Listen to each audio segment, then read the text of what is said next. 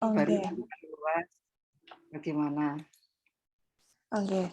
Kemudian terkait dengan pertolongan pertamanya Bu Rini, dari setiap penyebab, misalkan ada yang disebabkan oleh api, kemudian listrik gitu, apakah Ah, sama yang kita lakukan atau mungkin ya. berbeda begitu? Oke, Oke. terus? Terus kemudian kita masuk ke mitos dan fakta, Bu Rini. Jadi kalau di lingkungan masyarakat gitu kan ya, luka bakar itu kadang dikasih Pepsodent, dikasih kecap, Oh mentega kayak gitu. gitu. Nah, itu kalau dari segi keilmuan, segi ilmiah itu apakah sudah tepat atau justru malah menimbulkan komplikasi tertentu begitu? Oh gitu. Iya. Ini saya kok Kemudian masih belum ketemu yang anu ya, Bu. kenapa, Apa Bu? namanya? Yang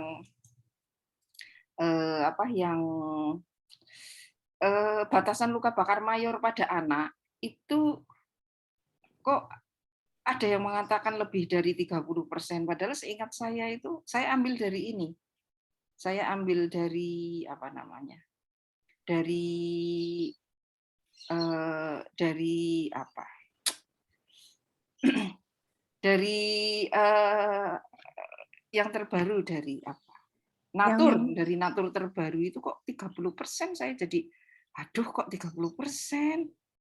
kalau yang formula Baxter itu berapa Bukan persen anu, sih, Bu oh, Rini?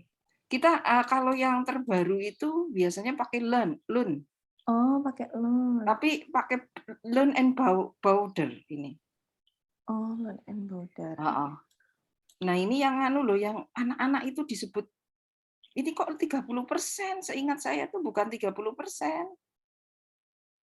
Atau mungkin meniko sampun update Bu Rini atau Saya ambil mungkin 2020 dari Natur loh itu. 2020 nggih. Heeh, 2020 baru. Enggak yang batasan anak mayor itu loh. Kalau Kalau dulu yang kan orang dewasa itu kan 25%, iya, 20%, sekarang iya. 15%. Oh, Kemudian yang turun. orang tua 10%, loh, yang anak-anak itu loh. Kita membaginya kalau kedalaman luka bakar kan derajat 1, 2, 3. Iya, 1, 2, 3 Ada nggih. yang 4 itu sampai mana. Kalau Mhm, nggih. kalau yang terbaru itu pakainya 4.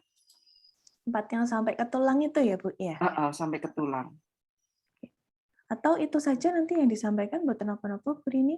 Iya bolehlah itu Heeh, saya ambil derajat yang luka bakar nggih berarti? heeh, derajat luka bakarnya. Istilahnya derajat luka bakar, Dek. Iya, derajat Terus luka bakar. ya memang sih kalau apa namanya,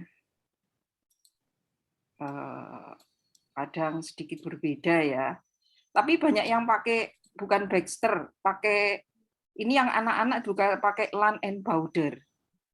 Land and Powder. Iya, ini kalau anak-anak saya buka contekan ya ora apal nek kon ngapal-ngapalke prosentase. Sama Bu saya apalagi Heeh, setahun lebih nggak pegang Gadar itu udah wah, bubar. heeh heeh heeh. Oke. Kemudian Bu Rini terkait dengan komplikasi luka bakar, apabila kita melakukan penolongan pertamanya itu tidak tepat, itu kira-kira bisa mengakibatkan komplikasi apa begitu? Kalau luka bakarnya luas, Mhm. komplikasi itu kan berlanjut ya. Kalau luka bakarnya disebut luka bakar luas itu biasanya karena sistemik, Dek. Mempengaruhi sistemik biasanya shock. Mhm. Nggih, syok ya, Bu, ya. Shock distributif, shock hipovolemik itu. Hipovolemik, Ya nggih. kalau kemudian ada apa namanya, ada infeksi dan lain-lain, itu udah biasalah. Itu juga pasti. Kalau luka bakar luas itu gagal nafas biasanya, tergantung daerahnya. Tapi Nggih. shock yang paling ini shock distributif. Mhm. Iya. Makanya saya nanya ini untuk apa namanya? Untuk orang awam apa untuk untuk ini karena berbeda ya. Kita menceritakan Iya, untuk orang awam kan menjelaskannya. mungkin lebih ke arah ya itu tadi udah betul pertanyaan. Tapi misalkan lebih ke arah kalau misalkan kena knalpot misalkan, apa sih yang pertama harus kita lakukan? Kalau kena listrik, apa yang harus kita lakukan? Gitu-gitu. Dan juga mungkin pemilihan bahasanya juga nih Bu J ketika Iya, jadi makanya beda kalau kita bicara sama teman-teman yang orang orang apa namanya? Kalau orang yang kesehatan mungkin kita patofisiologinya lebih dalam ya. Oke. Tapi nggak ada masalah sih nanti yang harus diperhatikan kalau luka bakar seperti apa yang harus diperhatikan dan harus dibawa ke rumah sakit gitu-gitu juga penting. Kalau persen-persen kan orang awam kan ya bingung. Iya, iya. Tapi biasanya, yo monggo lah nanti kita mengalir saja lah.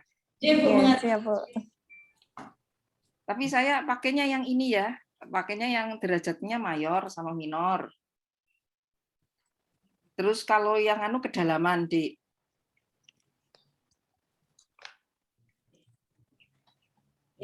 Sampun, Bu Rini dan juga Sampun. Oke, bisa saya mulai ya Bu, mohon izin. Nggih, monggo. Mbak Galuh, terima kasih.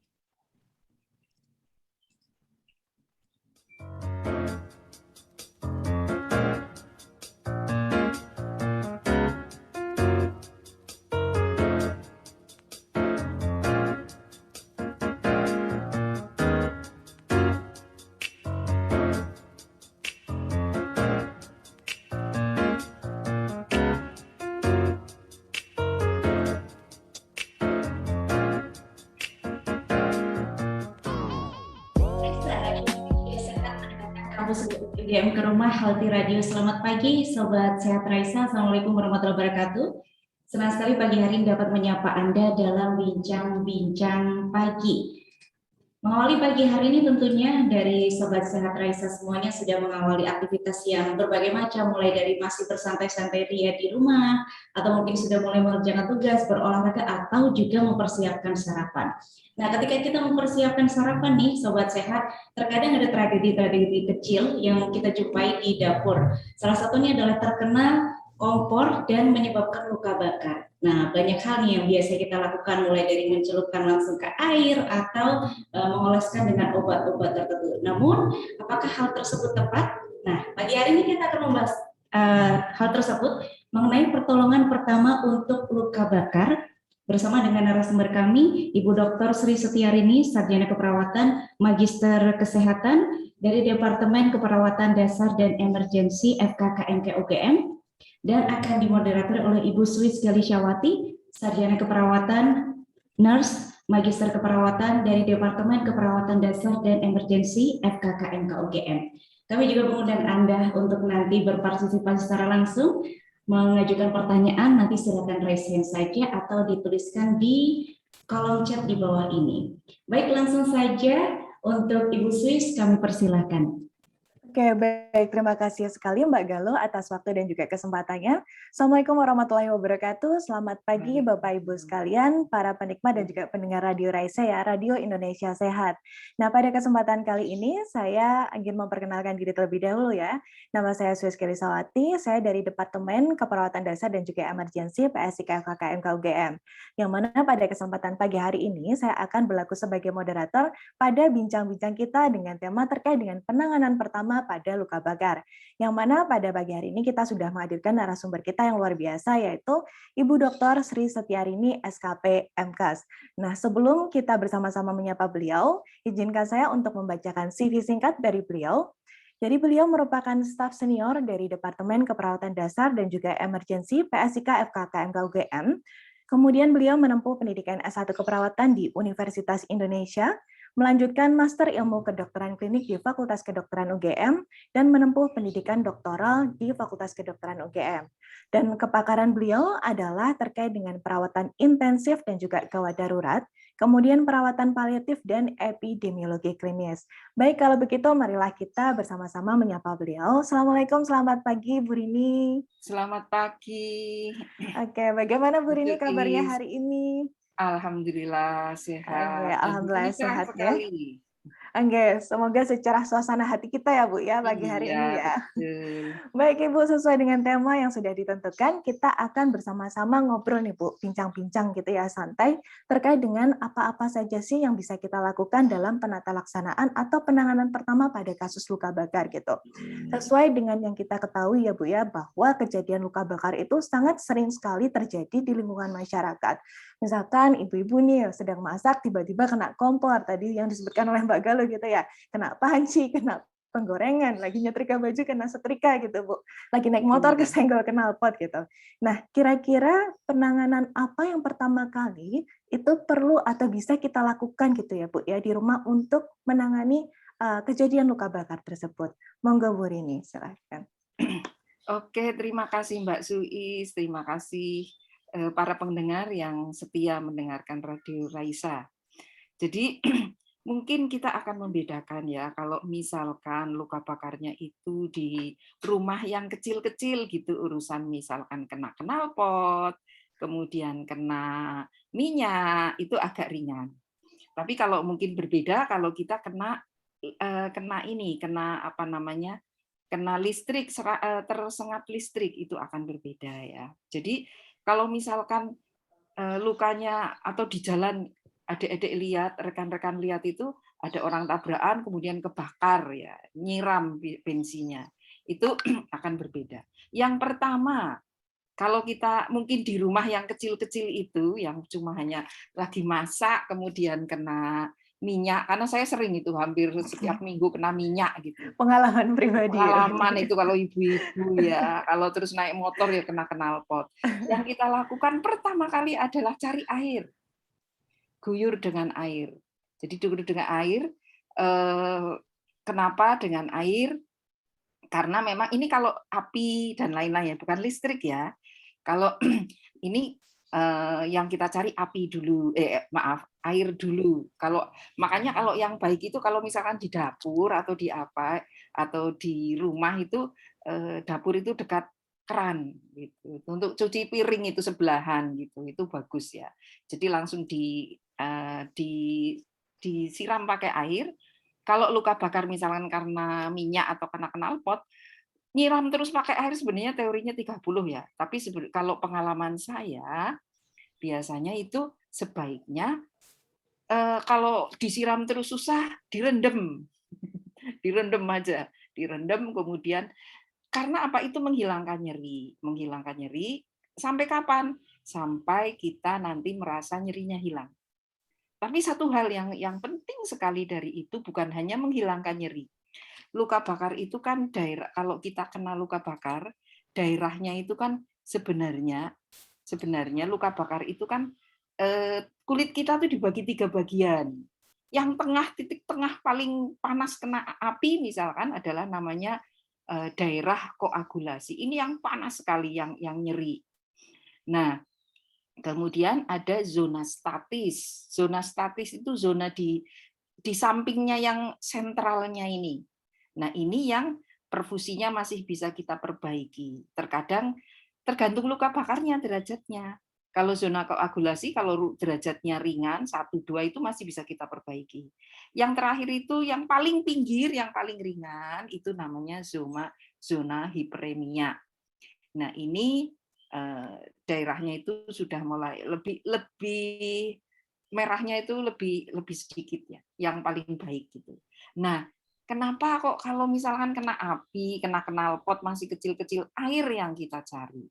Tadi di samping menghilangkan nyeri sebenarnya gini, tubuh kita itu kan menghasilkan panas ya.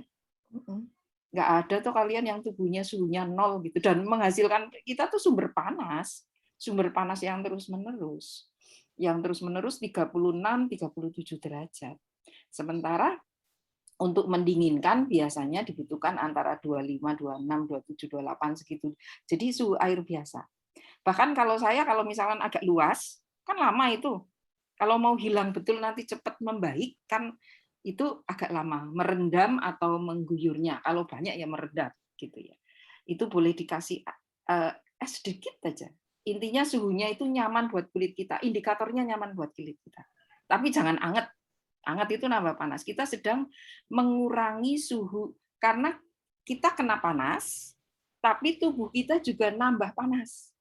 Terus-terusan memproduksi panas sehingga prinsip utama luka bakar itu yang kecil-kecil itu kan jangan menambah luas luka bakar.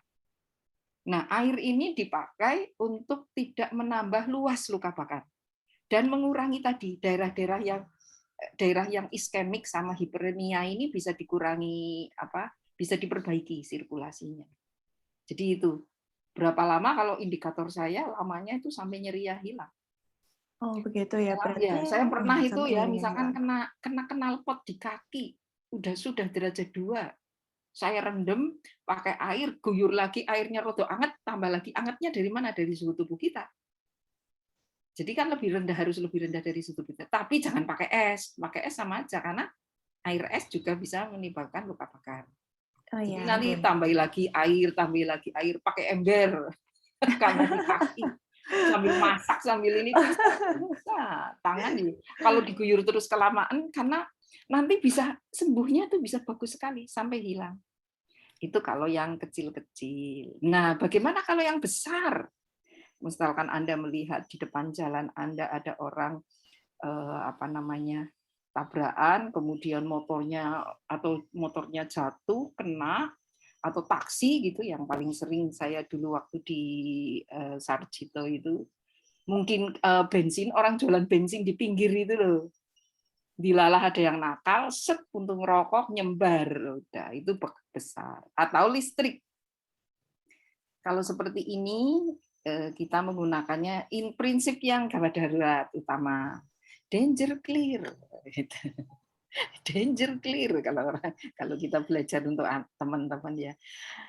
Jadi bahayanya dihilangkan dulu gitu. Danger clear. Jadi jangan kita menolong, tapi malah kita ikut jadi korban. Jadi korban. Misalkan ada orang kena listrik, tersengat listrik, kita malah pegang badannya ya, malah jadi kesetrum. Gitu. Nah, caranya apa? Danger clear-nya ya dengan cara dimatikan sumber listrik. Gitu itu. Lah kalau yang bensin tadi ya harus bagaimana caranya tidak danger lagi? Apakah itu disiram dulu tempat lokasinya dengan air, kalau memang masih memungkinkan air, atau bagaimana, atau dengan kain yang dibasahi begitu. Kemudian itu danger clear dulu. Kalau di tengah jalan ada yang nyetop dulu biar mobil-mobil ini tidak saling berseliweran, danger clear itu nomor 1. Kemudian memang kalau ada orang ya kita bisa call for help, minta tolong. Nah, kalau sudah, nah kita tergantung nanti. Jadi minta tolong untuk dicarikan fasilitas biar dibawa ke rumah sakit. Itu penting sekali. Nah, tapi yang penting ingat, kita jangan jadi pahlawan gitu. Karena tenaga kesehatan juga dibutuhkan. Kalau kita ke tenaga kesehatan, atau kalaupun bukan tenaga kesehatan juga, kita kan nggak boleh jadi pahlawan yang mendedikasikan hanya untuk itu. Contohnya dulu, saya ingat betul, mungkin rekan-rekan masih ada yang ingat tahun 90-an lah ya.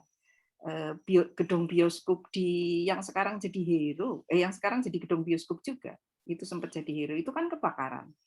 Nah, kebakaran itu ya, di Bu ruang Rini ya? tertutup seperti itu, iya. Kebakaran di ruang tertutup seperti itu, apa yang kita pikirkan? Kemungkinan orang itu akan terjebak, meninggalnya bukan karena kebakar dulu, tapi karena terhirup asap panas, kalau terhirup ini karpet yang kebakar itu loh, dan lain-lain. Jadi terus jangan jadi pahlawan. Itu ada yang memang akhirnya mendedikasikan diri untuk evakuasi, akhirnya meninggal semua. Itu ya seperti itu. Jadi minta bantuan. Setelah minta bantuan, kita lihat ini penyebabnya apa gitu. Kalau yang besar-besar. Kalau penyebabnya misalkan zat kimia, siram sesuatu, biasanya di badan gitu, sama biasanya diguyur di bawah air, di bawah keran, di bawah shower. Itu pertolongan pertama. Sampai kapan ya? Sampai kalau bisa ada pertolongan cepat dibawa ke rumah sakit itu lebih baik. Kalau orang kena api tadi, katanya dijatuhkan, gulingkan untuk memadamkan apinya itu. Gulingkan, kemudian kalau memungkinkan ada air, dikasih air. Kalau kita tenaga kesehatan mungkin kita punya ini khusus ya, kain khusus yang seperti kalau orang bilang Jawa grenjeng gitu. aluminium foil itu untuk kenapa? Biar nggak nambah panas. Jadi gulingkan, jatuhkan, gulingkan kalau memungkinkan, kalau kainnya itu nempel. Jadi makanya pakai baju itu kadang ya harus mikir ya, jangan pakai baju yang kadar plastiknya tinggi. Kebakar itu nempel di kulit, itu kasihan, jangan dipaksa. Tapi mungkin singkirkan yang masih bisa untuk tidak terkena. Nambahi. Dinginkan biasanya dengan air. Dinginkan dengan air. Itu yang penting, baru nanti dibawa untuk ke fasilitas kesehatan. Itu kalau yang tadi kalau kita tenaga kesehatan, kalau lihat ya memang harus setelah tadi, misalkan kalau listrik dimatikan, kemudian sudah bisa ditolong, dilihat ABCD lah biasa, airway, breathing, circulating, itu biasa, samalah di apa namanya, di lapangan juga kita lakukan itu. Kalau yang api sama, cuma mungkin yang api ini memang kita apa ya, bensin itu yang biasanya. Jadi diinikan, jauhkan dari api, kemudian ABCD seperti itu, baru dibawa rumah sakit. Kalau yang listrik ini, yang listrik harus, karena listrik kategorinya tetap kategori luka bakar yang berat. Mungkin itu mungkin nanti kalau masih kurang ya bisa ditambah lagi. Ya, Monggo. Oke, terima kasih banyak Bu Rini. Berarti dari informasi yang sudah disampaikan oleh Bu Rini tadi ya, bisa saya tangkap bahwa sebenarnya untuk pertolongan pertama yang bisa kita lakukan pada kasus luka bakar itu berbeda-beda ya Bu Rini, tergantung pada penyebabnya. Contoh tadi yang kecil-kecil kita bisa menggunakan air gitu ya. Tapi kalau misalkan seperti yang listrik gitu atau mungkin zat kimia, untuk listrik kita bisa mematikan sumber listriknya dulu, kemudian zat kimia kita bisa melakukan dekontaminasi dulu gitu ya Bu Rini. Betul. Terima kasih banyak Bu Rini. Kemudian Meniko ada pertanyaan selanjutnya Bu Rini. Ya. Tadi kan Bu Rini sudah menjelaskan ya bahwa luka bakar itu ada yang kecil-kecil, kemudian ada yang besar-besar juga.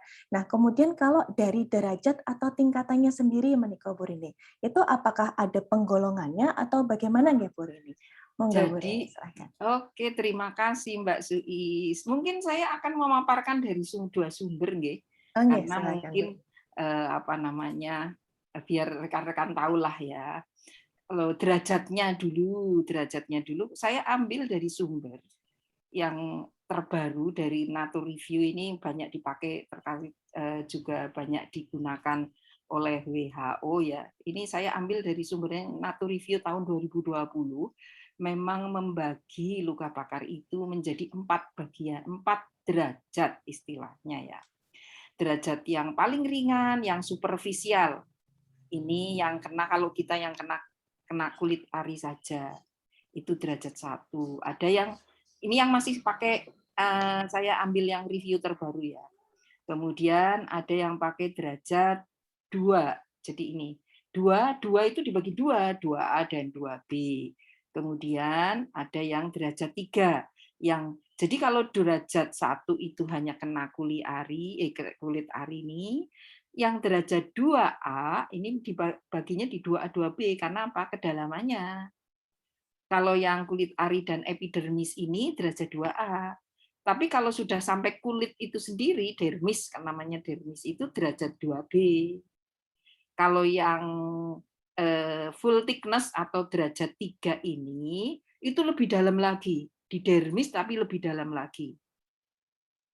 Kalau yang derajat 4, ini yang sudah sampai ke jaringan lemak dan jaringan otot dan mungkin sampai tulang. Itu yang kalau pembagiannya menurut saya ambil dari reviewnya Nature dan tahun 2020, dan ini juga banyak dipakai oleh para ahli di dunia.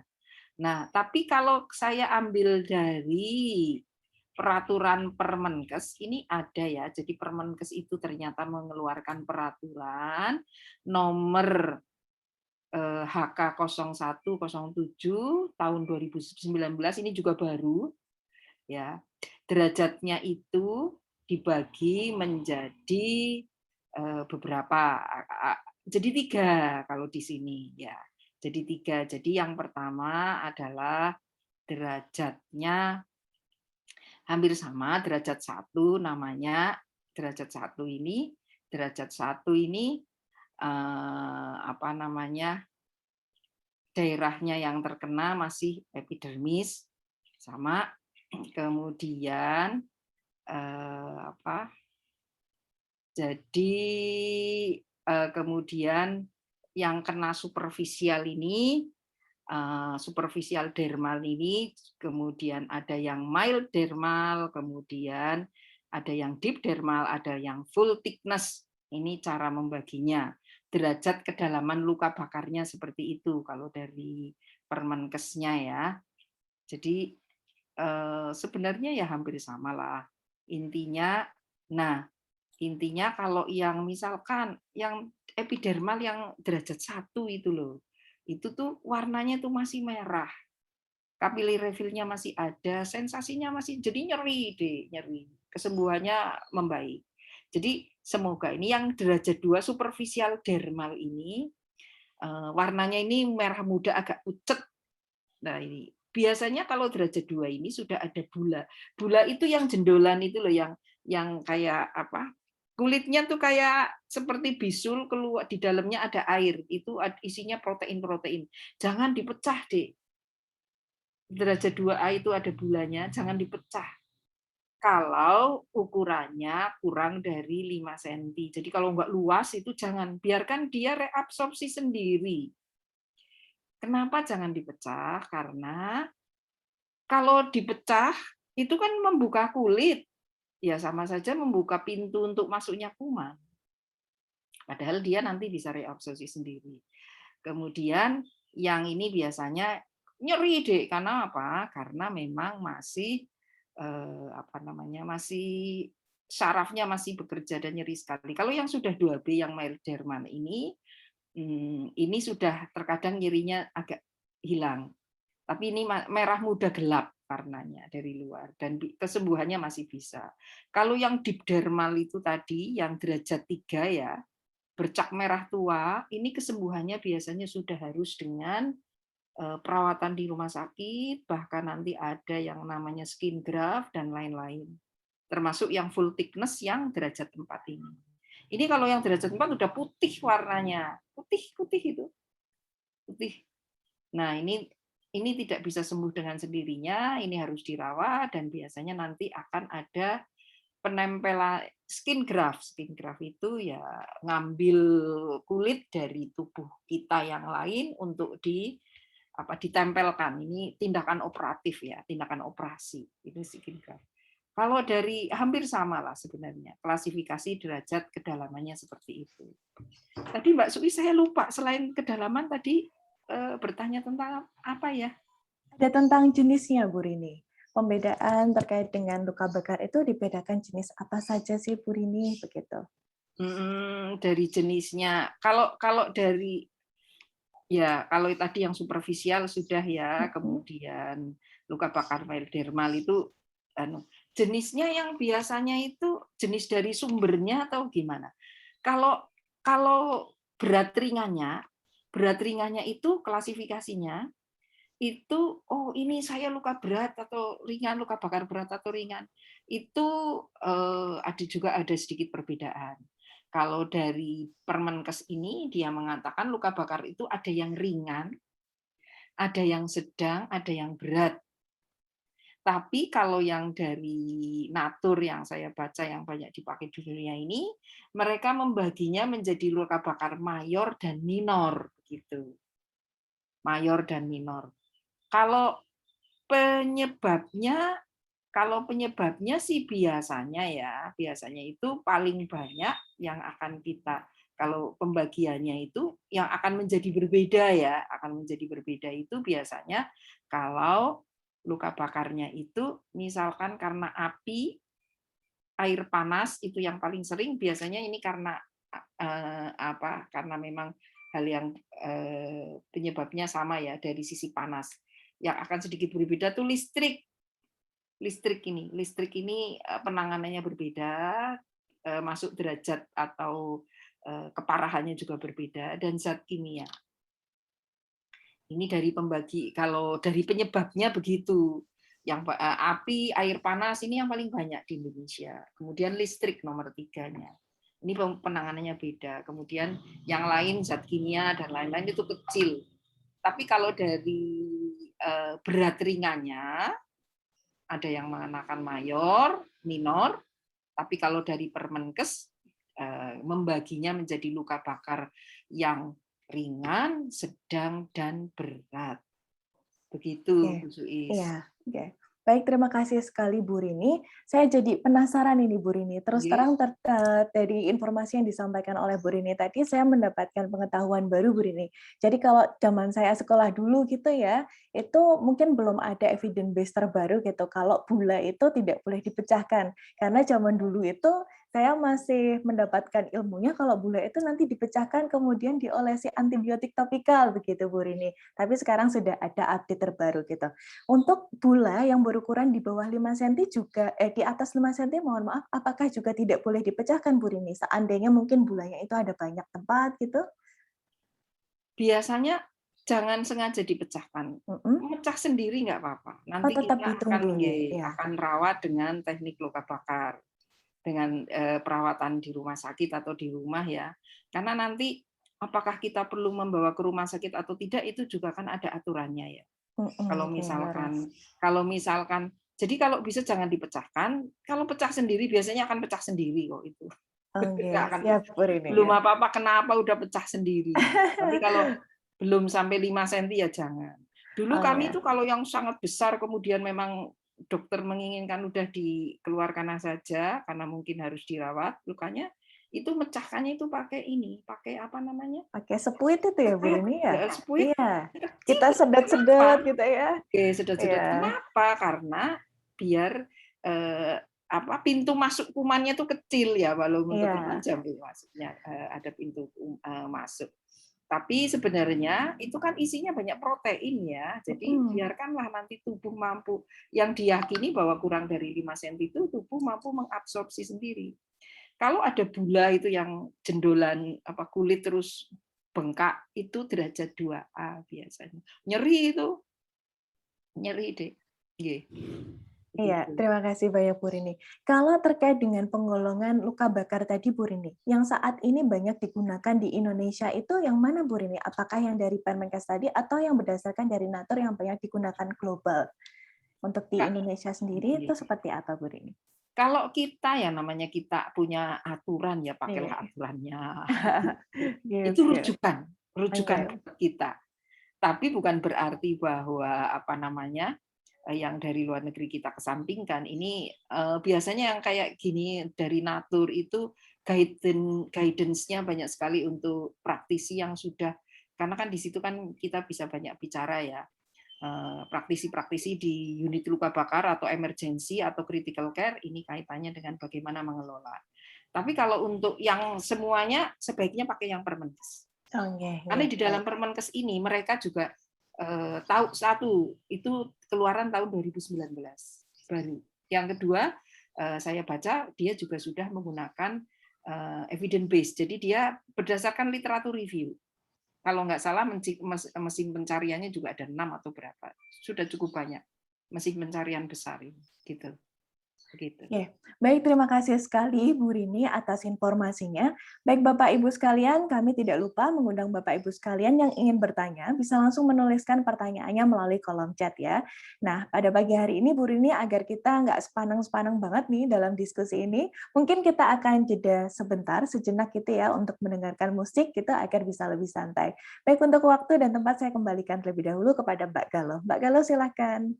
Baik, terima kasih banyak Bu Suis dan juga matur nuwun Bu Rini atas informasinya. Banyak sekali yang bisa kita dapatkan ya terkait dengan dan sangat aplikatif informasinya. Namun kita harus jeda dulu. Bapak Ibu mohon izin Bu Rini dan juga Bu Suis, satu lagu untuk Anda. Kita berbunga-bunga di pagi hari ini dengan lagunya Adurai. Untuk efeknya bikin kita berbunga-bunga begitu ya Sobat Sehat Raisa. Semoga kita bisa happy pagi hari ini, menambah semangat untuk berbincang-bincang bersama dengan Bu Rini di pagi hari ini. Baik, waktu saya kembalikan kepada Ibu Suis. Monggo Bu. Ya, terima kasih sekali Mbak Galuh. Aduh, lagunya ini ya, membuat kita tambah semangat ya pada pagi hari ini. Oke, balik lagi ke pembahasan kita nggih, Bu Rini, terkait dengan penanganan luka bakar. Nah, sekarang kita akan menuju ke pembahasan yang lebih menarik, Monika, Bu Rini, terkait dengan mitos dan juga fakta. Nah, seperti yang kita ketahui di masyarakat sekarang ya Bu Rini, kalau misalkan, ada orang kena knalpot, kemudian kesenggol panci panas atau mungkin kena setrika, kemudian buru-buru diolesi dengan pasta gigi, kemudian dikasih kecap, ada yang dikasih mentega, pokoknya semua bumbu dapur masuk gitu, komplit gitu ya Bu Rini ya.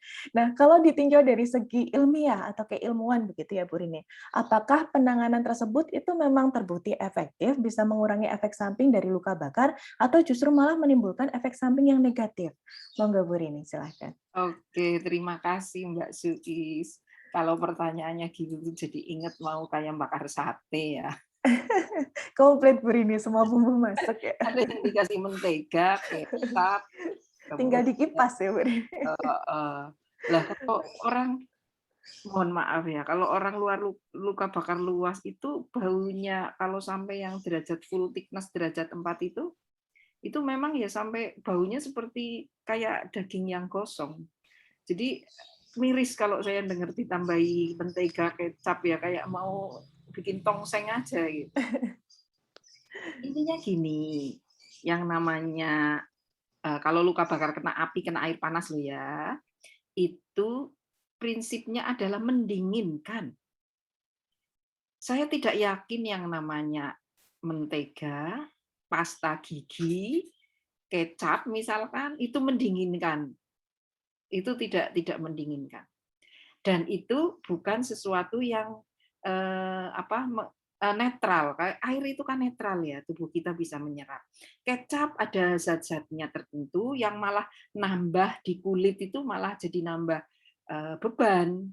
Mau mentega, mau odol itu kan zat-zat kimia yang malah nambah beban di kulit. Carilah yang netral, yang memang dibutuhkan kulit. Jadi yang pertama adalah ini air. Kalau karena api atau karena air panas, air yang lebih dingin dari suhu tubuh kita, tapi bukan air es. Nanti kita bisa merasakan kok. Kalau orang itu sadar bisa merasakan ini nyaman atau tidak. Air biasa. Kalau mau ditambahi satu sedikit, es itu boleh. Jadi air. Itu mentega tidak mendinginkan. Kemudian Pepsodent dan lain juga tidak mendinginkan. Jadi janganlah gunakan itu. Gunakan saja air, direndam saja.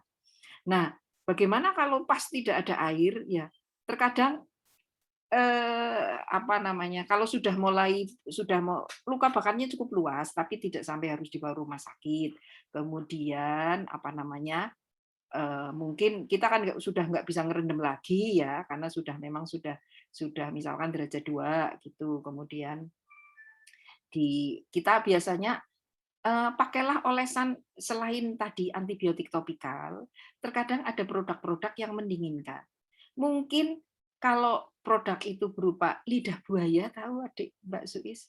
Dalamnya Aloe vera gitu ya Bu ya. aloe vera. Iya. Kalau itu steril, maksudnya bersih itu bisa untuk mendinginkan dan bisa untuk membuat lembab. Sama dengan luka yang lain. Luka itu butuh dingin, butuh lembab juga. Bahkan ada yang misalnya ada ini pengalaman ya, memang sudah fase mendinginkan dengan air sudah selesai, kemudian luka bakarnya masih ada dan derajat 2. Rekan-rekan mungkin kenal ya namanya Natur Republik gitu. Oh iya. Gitu. Skincare ya Bu ya. Isinya sama aloe vera. Iya, aloe Aloe vera. vera itu isinya sama. Itu bisa dipakai untuk oles membuat kelembaban. Karena tubuh kita untuk memperbaiki luka sama dengan luka yang lain itu butuh kelembaban. Dan kalau bisa steril ya, butuh kelembaban. Ditambah yang lain monggo lah. Tapi tambahannya biasanya adalah topikal ya, antibiotik topikal dan obat-obatan tertentu untuk luka bakar. Ini bisa, tapi janganlah kalau untuk pertama-tama mentega, kecap begitu jangan. Masih mending kalau nggak ada air, pakailah tadi lidah buaya atau mungkin lidah buaya yang sudah dalam bentuk kemasan, Natur Republik, Herboris, dan lain-lain. Itu yang bisa digunakan. Terima kasih Bu Rini. Untuk aloe vera tadi sudah ada evidence base-nya ya Bu Rini ya, berarti ya bisa Nah, kita manfaatkan gitu. Tapi itu untuk yang kecil loh, bukan untuk yang untuk rumah tangga lah. Oh ya, sehari-hari ya Bu Rini ya. Intinya adalah untuk pertolongan pertamanya, begitu ya Bu Rini. Dan kalau luka itu ya dilembabkan, kalau memang masih ada lukanya dilembabkan, dikasih antibiotik, sebaiknya tetap ke dokter kalau memang agak luas nggak bisa ngopeni sendiri, nggak bisa merawat sendiri. Dan kenapa Bu boleh nggak dikasih betadine? Betadine itu sebenarnya penggunaan betadine itu kalau untuk itu fungsinya untuk membersihkan luka dan mematikan kuman, tapi bukan terus betadine-nya tuh ditaruh di situ terus enggak. Misalkan luka bakar kemudian dibersihkan. Ini sudah luka ya, bukan sedang mendinginkan ya. Sudah luka bakar, mungkin ada misalkan Anda 5% di tangan gitu dan udah kebuka gitu derajat 2 misalkan. Itu rawatnya gimana? Ya pelembabannya bisa tadi pakai aloe vera atau apa, kasih obat-obatan topikal untuk luka bakar. Tapi kalau mau membersihkan, betadine itu sebaiknya sebenarnya pengencerannya 10% dari yang botol itu. Kemudian dia hanya untuk desinfektan aja, mematikan kuman sementara, kemudian bersihkan lagi pakai NaCl. Jadi membersihkannya pakai NaCl atau Rivanol kalau nggak punya NaCl ya. Rivanol. Kalau nggak punya, keterpaksanya nggak punya di rumah pakai air matang. Tapi dibersihkan. Jadi betadine itu hanya untuk membunuh kuman-kuman di permukaan, hanya bukan untuk dikompres betadine. Karena betadine itu sitotoksik, merusak calon-calon sel yang muncul ini. Dia sitotoksik dan itu harus diencerkan 10%. Jadi kalau sudah dioles betadine, bersihkan lagi pakai NaCl, baru dikasih pelembab sama obat. Begitu. Oke, baik, terima kasih Bu Rini. Berarti dari informasi yang sudah disampaikan Bu Rini tadi bisa saya tangkap bahwa untuk penggunaan betadine yang terlalu pekat itu juga justru malah tidak bagus ya Bu ya untuk perawatan luka. Karena dia justru membunuh sel-sel yang tadinya sedang tumbuh untuk granulasi penggantian sel baru begitu Bu Rini. Sehingga butuh diencerkan. Nah, kemudian Bu Rini menyambung terkait hanya untuk dengan desinfektan sementara. hanya untuk membersihkan daerah yang tadinya luka kotor gitu ya Bu Rini agar bisa menjadi steril. Kemudian Bu Rini menyambung tadi informasi yang disampaikan oleh Bu Rini bahwa prinsip perawatan luka bakar ini kan lembab dan juga steril, begitu nggak Bu Rini? Nah, tapi saat ini masih ada kebingungan di masyarakat kalau luka bakar itu sebaiknya ditutup perban atau tidak sih? Karena nanti kalau ditutup perban katanya ada yang bilang nanti lukanya lama keringnya gitu. Tapi kalau misalkan nggak ditutup perban nanti infeksi loh gitu karena terpapar oleh pajanan-pajanan dari luar. Nah, itu sebaiknya bagaimana Bu Rini? Atau yang tepatnya seperti apa? Jadi luka bakar kalau sudah terbuka kulitnya, yang tadi itu kulitnya, kita harus memproteksi, jangan sampai masuk kuman-kuman. Tadi makanya kalau bisa steril. Nah, kalau memang orang awam, saya paham ya, kalau orang awam mengatakan jangan ditutup, cepat kering. Betul ya, misalkan luka bakar itu, Anda olesi, kemudian apalagi kalau diolesi betadine, dibiarkan, kering memang. Iya kering, tapi dalamnya bonyok. Iya. Nempel ya Bu Rini ya. Dibiarkan 3 hari ada isinya belatung itu kalau luka bakar yang derajat 2. Iya ada setnya itu. Kering dari atas tapi dalamnya itu. Nah, jadi bukan seperti itu. Jadi kulit itu membutuhkan suasana lembab dan membutuhkan suasana steril sehingga kita menjaganya dengan cara itu, dengan ditutup sebaiknya karena menutup itu menjaga kelembaban dan menjaga kesterilan tadi biar kuman nggak masuk. Tapi ya jangan terus ditutupnya pakai plester yang susah dibuka. Ya, memang sebenarnya ada ya untuk kalau yang rekan-rekan itu bisa meminta tolong perawat yang home care itu membelikan dengan dirawat dengan modern dressing gitu istilahnya. Dressing. Yang penting adalah dikasih kelembaban biar sel-selnya bisa tumbuh tadi granulasi, dikasih antibiotik kalau memang dikasih sama dokter ada khusus, kemudian ditutup. Jangan lupa sering dibersihkan, biasanya minimal sehari sekali. Kalau dibiarkan seminggu ya nanti lama-lama setnya muncul nanti. Set itu kayak belatung kecil-kecil itu loh. Nah, kalau dibuka memang kering luarnya, dalamnya. Ada penghuninya ya Bu Rini ya. Penghuninya Oh, iya. gitu ya. Apalagi kalau luas gitu. Saya ingat Iya. dulu waktu ngopeni orang yang Merapi itu hari Sabtu Minggu itu kan yang bekerja sedikit. Senin membuka 3 hari sudah dibuka udah ada setnya. Seperti itu. Oke. Ya, terima kasih Bu Rini. Mungkin menyambung dari informasi yang tadi disampaikan oleh Bu Rini begitu ya, terkait dengan pengalaman Bu Rini sebelumnya. Bu Rini kan sebelumnya bertugas di ICU, nggih, Bu Rini, di unit intensif itu. Apakah ada pengalaman menarik Bu Rini yang pernah Bu Rini alami gitu terkait dengan perawatan pasien dengan luka bakar seperti itu? Mungkin bisa sharing cerita ke kami Bu Rini terkait dengan hal tersebut. Oke, jadi luka bakar itu yang kalau masuk ICU ya, atau kalau masuk ICU itu berarti masalahnya sudah sistemik. Luka bakar sistemik itu bisa terjadi. Jadi sistemik itu maksudnya dari luka bakar, kemudian tubuh kita itu bereaksi. Mungkin luka bakarnya, jadi luka bakar sistemik itu yang menyebabkan masalah sistemik itu merusak seluruh sistem, jadi ada ginjal, terutama jantung, dan lain-lain. Itu biasanya jadi sistemik atau memang terjadi gangguan di jalan nafas, airway di jalan nafas. Mungkin karena terhirup asap panas atau terhirup benda zat-zat yang kebakar yang akhirnya merusak. Jadi yang masuk ICU itu biasanya itu karena terhirup asap panas, sistemik karena luka bakar luas, dan memang membutuhkan perawatan intensif. Biasanya luas, tapi kalau tidak sistemik, tidak sampai menyebabkan gangguan di airway dan lain-lain, akan dirawat di unit luka bakar. Tapi tergantung, unit luka bakar yang ada ICU-nya juga ada. Nah, pengalaman saya menarik itu pernah, saya ingat betul ya, biasanya itu yang KDRT, Mbak. Suaminya marah di dapur, istrinya dilempar sama ada yang dengan tungku itu disamberkan, itu berkali-kali itu dapat KDRT.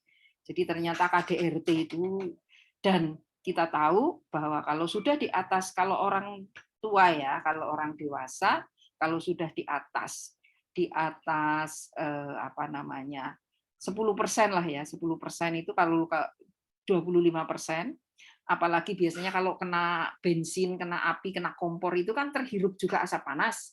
Itu nanti di dalam jalan nafasnya ini, jalan nafas kita itu akan bengkak. Sehingga nanti akan penurunan kesadaran, harus dilakukan manajemen airway, intubasi, nanti dibantu ventilasi. Karena apa? Paru-parunya juga kebakar gitu loh. Itu yang. Dan yang menarik itu yaitu banyak yang terjadi karena KDRT. Kemudian luas. Lah kalau perawatan luka bakarnya itu sendiri sama dengan perawatan luka bakar di unit luka bakar. Perawatan luka bakarnya. Tapi kalau sudah masuk ICU yang kita rawat karena dia sistemik, ya. Jadi kita merawatnya secara memperbaiki sistem. Apa masalahnya? Biasanya masalahnya adalah pasien itu dengan luka bakar itu kan tubuhnya itu akan mengeluarkan zat-zat inflamasi. Zat inflamasi dan zat yang bikin stres ya. Stres, jadi zat inflamasi. Kalau sekarang rekan-rekan pasti tahu semua, ada yang namanya sitokin gitu. Badai sitokin itu orang kena COVID sama orang bakar juga mengeluarkan kalau saya bilang ya bahasa awamnya itu racun lah. Tubuh kita kalau kena masalah yang berat itu racunnya keluar, kemudian ini beredar ya, ada sitokin, interleukin beredar, kemudian ada kebocoran juga di dalam pembuluh antara kapiler ini, pembuluh darah yang paling kecil. Ini karena aktivasi beberapa zat-zat itu tadi, zat yang terkait dengan dengan stres, akhirnya muncullah nitrit oksidnya berlebih dan lain-lain. Jadi nanti akhirnya pasiennya itu jantungnya ya terkena, diganggu, dirusak sama zat-zat ini, pembuluh darahnya tadi kapilernya terbuka, pasiennya jadi akhirnya cairannya lari ke pinggir, tidak ke dalam pembuluh darah, akhirnya terjadi shock gitu. Itu contoh. Dan kalau yang tadi yang sitokin dan lain itu bisa terulang lagi, bisa kembali lagi. Makanya itu sesuatu yang harus dilindungi betul, karena kayak sitokin teman-temannya itu kan rusaknya jantung, nanti lari kemana-mana. Itu baru dari yang sistemik karena pelepasan inflamasi. Belum yang kaitannya dengan paru-paru. Biasanya paru-parunya tadi kebakar. Nanti dilihat kalau seputumnya ini, slem, kalau orang Jawa bilang slem atau seputum atau apa ya kalau orang Jawa bilang ya, kalau orang awam bilang, itu warnanya hitam, agak hitam abu-abu, berarti dia ada, kalau bahasanya, terhirup asap panas atau smoke inhalation. Biasanya dia harus pakai ventilator. Dan ini membutuhkan waktu lama. Jadi ancaman-ancamannya adalah yang pertama dia gagal nafas, kemudian mungkin akan ada jantung terganggu, shock, dan itu bisa sampai kematian. Dan yang penting lagi, kita kalau untuk urusan merawat luka, di samping masalah luka tadi yang secara umum hampir sama, daerah-daerah yang ini loh, tangan-tangan ini yang jangan dibiarkan dia nanti kalau dibiarkan ini lengket. Pasiennya sembuh, tangannya jadi satu, drijinya jadi satu. Jadi ini harus di daerah perineal, daerah bagian genital, itu daerah-daerah yang ini muka cepat sembuh. Tapi tetap saja ya hati-hati, kuping dilihat, jangan sampai kupingnya habis kadang. Tangan ini yang hati-hati, harus juga latihan fisioterapi, walaupun dia ICU harus di fisioterapi, kalau enggak nanti dia lengket jadi satu, cuma gini toh gitu loh. Jadi memang harus sabar. Karena kalau sudah masuk ICU tadi, tidak hanya merawat lukanya, tapi juga merawat sistem yang terganggu akibat dari keluar racun atau terhirup asap panas. Begitu. Oke, terima kasih sekali Bu Rini. Berarti memang tidak bisa kita pungkiri ya Bu Rini bahwa kasus luka bakar itu sangat akrab dengan kehidupan kita sehari-hari ya. Bahkan dengan kejadian-kejadian yang kita pun tidak sangka-sangka seperti itu. Nah, kemudian Bu Rini menyambung terkait dengan penanganan pertama pada luka bakar. Nah, kira-kira untuk menambah pengetahuan dari Bapak Ibu sekalian terkait dengan kejadian luka bakar di komunitas begitu. Kapan kita bisa atau boleh merawat luka bakar itu sendiri, atau kapan kita direkomendasikan untuk segera ke dokter dan ke rumah sakit? Itu bagaimana Bu Rini? Oke, jadi memang ada kriteria ya kita merujuk ya. Kalau bisa itu kalau tadi sebenarnya kalau pembagian dari umum itu secara ini kan mayor minor gitu ya. Mayor minor. Kalau sudah mayor jangan sekali-kali kita rawat sendiri di rumah. Tetap seharusnya dirawat di rumah sakit, di fasilitas yang ada. Kenapa? Karena walaupun misalkan tidak seperti tadi yang ekstrim sekali itu yang saya tadi ceritakan, ekstrim ya masuk ICU, mungkin cukup di ruang rawat bedah atau unit luka bakar, tapi kan berisiko nanti kalau tidak baik nanti infeksi. Nah, kapan kita perlu merujuk? Biasanya kalau di Permenkes sudah ada aturannya. Kalau secara dunia itu kan gini, luka bakar mayor itu kalau untuk orang dewasa loh ya, itu luas luka bakarnya, tadi ada aturannya ya, luas luka bakar hitungnya itu lebih dari 10% pada orang dewasa. Dan ini memang sudah harus dirujuk. Kalau pada anak-anak, kalau tidak salah 5% pada anak-anak. Kalau pada orang tua, sekitar kalau orang sebenarnya mayor itu 15% untuk orang dewasa, tapi 10% sebaiknya udah dirujuk. Pada orang tua 10%, pada orang geriatri itu 10%. Itu juga sudah harus dirujuk. Jadi kalau luas luka bakarnya itu di atas 10% dewasa, anak-anak di atas 5%, kemudian kalau luka bakarnya yang tadi sampai tulang itu loh. Karena kan dia butuh di screen graft atau butuh dirawat. Ini lebih dari 5% tetap harus dibawa rumah sakit karena nggak bisa kita ngerawat. Di home care juga enggak.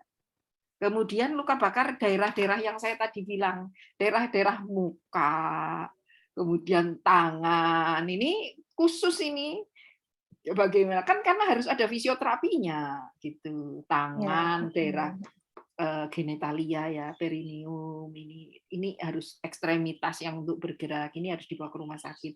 Kemudian tadi kalau luka bakar misalkan itu karena ada di daerah di ruangan tertutup ada smoke inhalation atau terhirup asap, jangan dirawat di rumah. Listrik juga jangan dirawat di rumah. Karena apa? Kerusakannya kan di dalam. Di dalam. Zat kimia, zat dekontaminasinya itu kan terkadang tidak zat kimia juga. Apalagi zat kimianya itu masuk ke mulut, kebakar jalan nafasnya.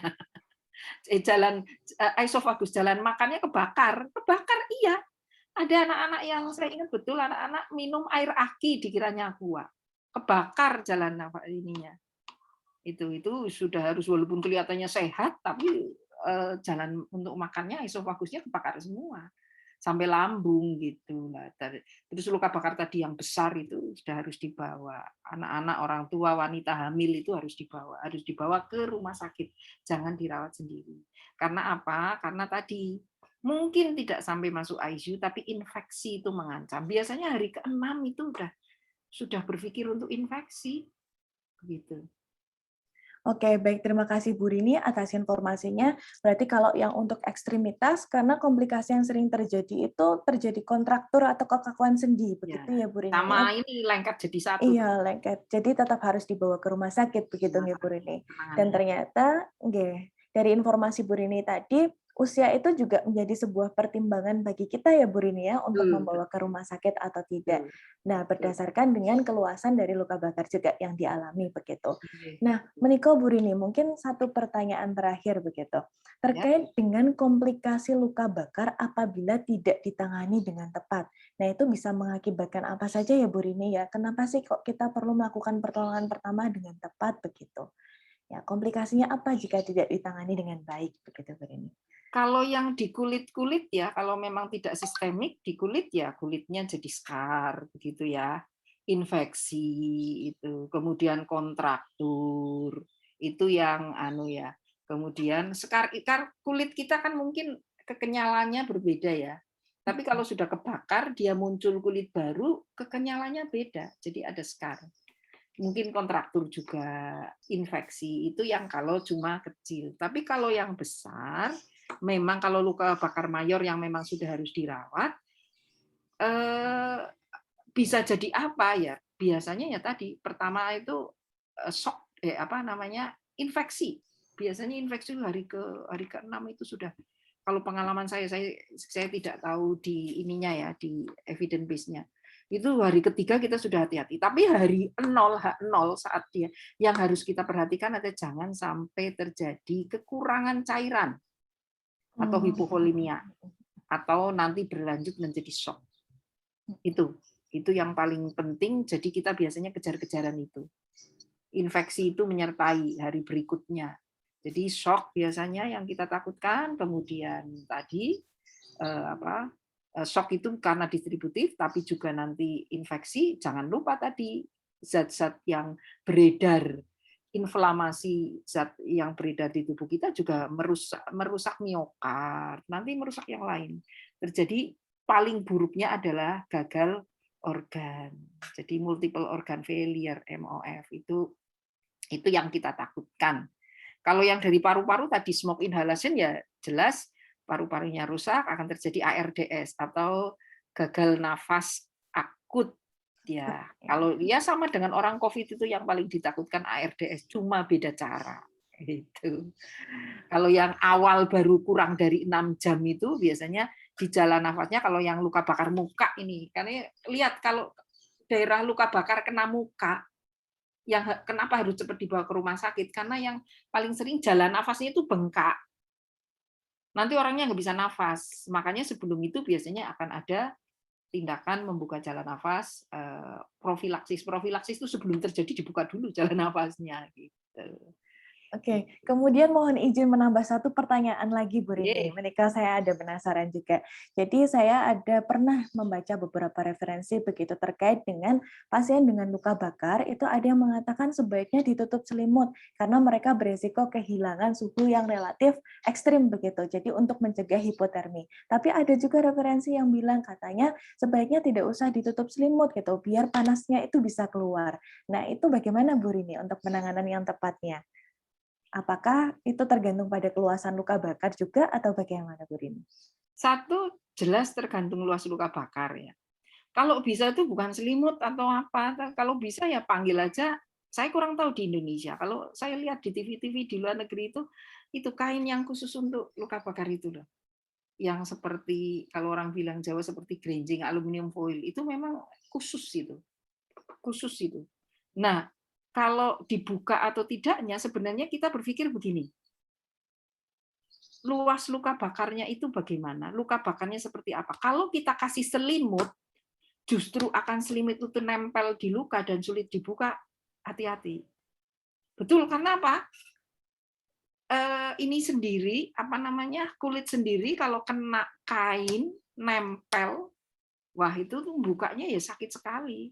Jadi kalaupun mau ditutup mungkin kayak dikasih ini loh, kayak kalau orang ini keranda atau apalah, nggak langsung ke kulitnya. Kalau itu luka bakar luas jangan langsung ke kulitnya. Kalau ada itu ya yang tadi kayak seperti aluminium foil yang khusus memang. Kalau mau ditutup takut ininya panasnya keluar, ya tadi harus dengan jangan langsung nempel di kulit yang justru akan merusak kulit kita gitu.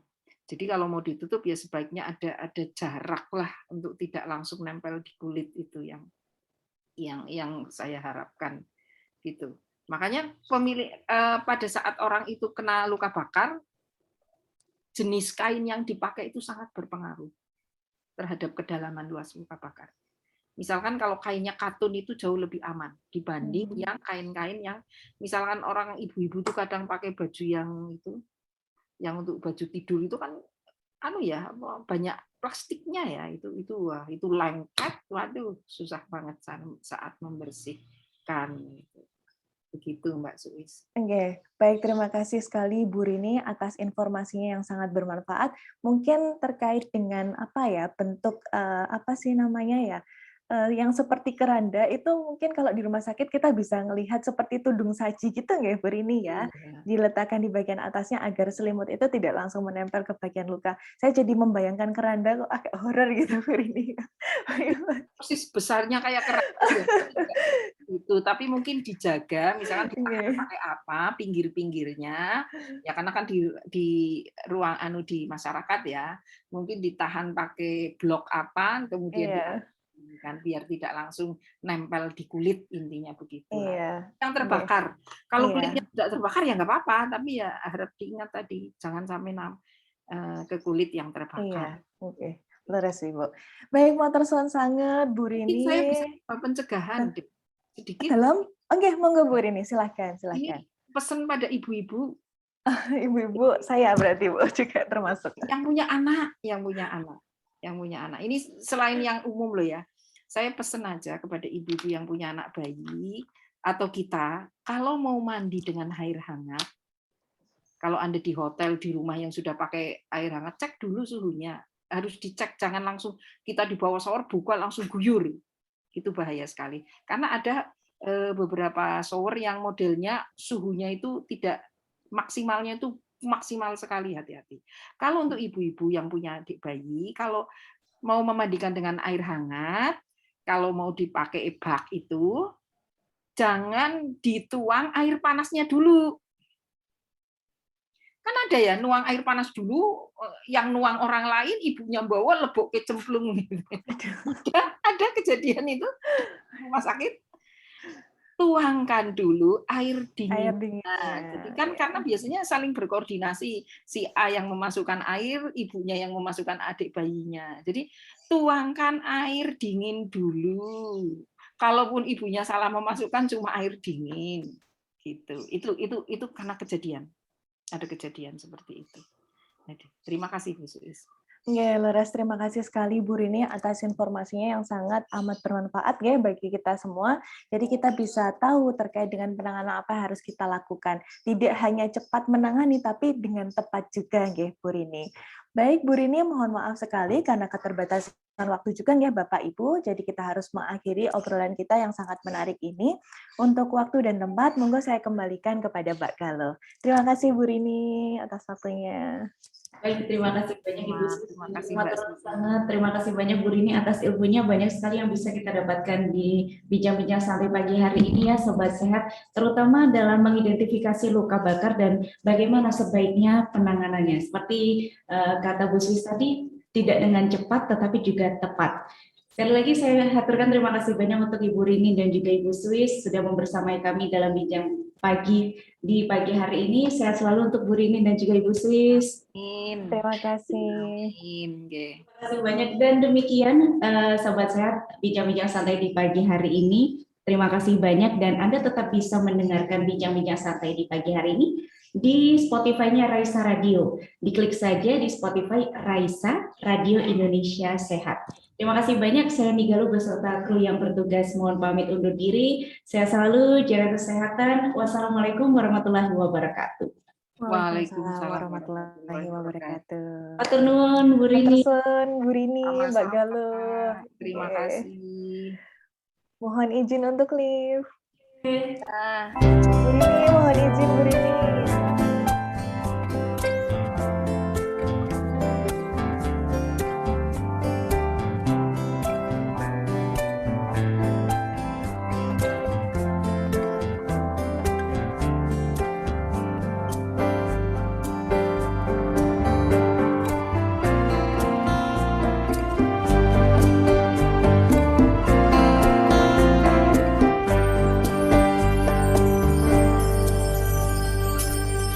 Biar bintang tak datang, ku yakin hatiku hanyalah untukmu.